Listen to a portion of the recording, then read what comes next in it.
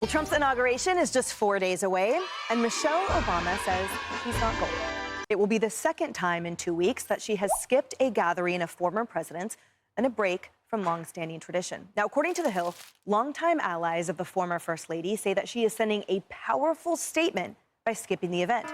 They say that she wants nothing to do with a man undeserving of the presidency and is making no effort to hide her disdain for Trump.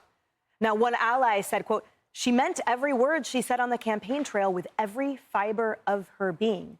And she's no hypocrite." Another said, quote, "Saving some credibility."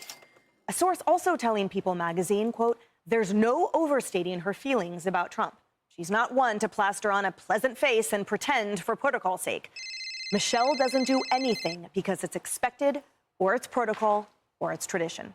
Now, note that her office is keeping quiet on why she's skipping Trump's big day. People were wondering last week when we didn't see Michelle Obama sitting in the pews at the funeral for Jimmy Carter, whether she would actually attend the inauguration this week. Both of those events would have brought her face to face with Donald Trump. They said last week that scheduling conflicts prevented her from attending that event. They're not actually elaborating on why she won't be attending next week's inauguration, which I think probably tells you everything you need to know. You know, Michelle Obama has made no secret about her feelings towards Donald Trump. So, Kevin, you can sort of look at this as a balancing factor, as it were, which is everything we just said, that perhaps it is indeed because of her feelings, while also some who argue, well, the position you occupy or that you used to occupy should rise above those feelings, and other that say it's simply none of our business and we don't know what's going on. What say you? Well, let me preface my remarks by saying I've been to the, her White House twice, actually with Shark Tank. We shot updates there. She's a really nice woman. And Obama, nice guy. However, this is different. This is about signaling the office of the President of the United States, regardless of who's in it. This tradition has gone on for over 100 years. This is what presidents do and their wives on Inauguration Day. This is the holiest day of politics. It is the transition of power. You have to respect it. I don't like what she's doing here. I'm against it. I think it's wrong, as was it wrong for Trump not to attend Biden's. This is just wrong. This is not what we do in America. It's just not done, and I don't like it. It takes away from the institution of freedom and what the signal to the world is. Our number one export, I say this over and over again, it's not energy, it's not technology. The number one export is the American dream. That's why people come here. This messes with that.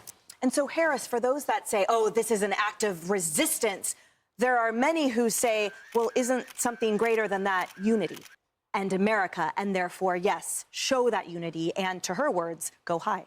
Yeah, I mean, show the example of what you say you're saving your credibility for, right? I mean, if you're saving your credibility for a later moment in time, don't you want to be looked upon as someone who gave everyone the benefit of the doubt and showed up when it counted? I mean, these are once-in-a-lifetime events for most of the people who'll be in those seats.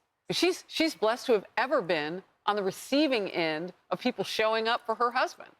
So what are you saving your credibility from if you're not willing to live with integrity in those very difficult moments? It's not when you love everything and everything's perfect that you show up. You show up when there are difficult times and difficult people. Otherwise, sit down completely.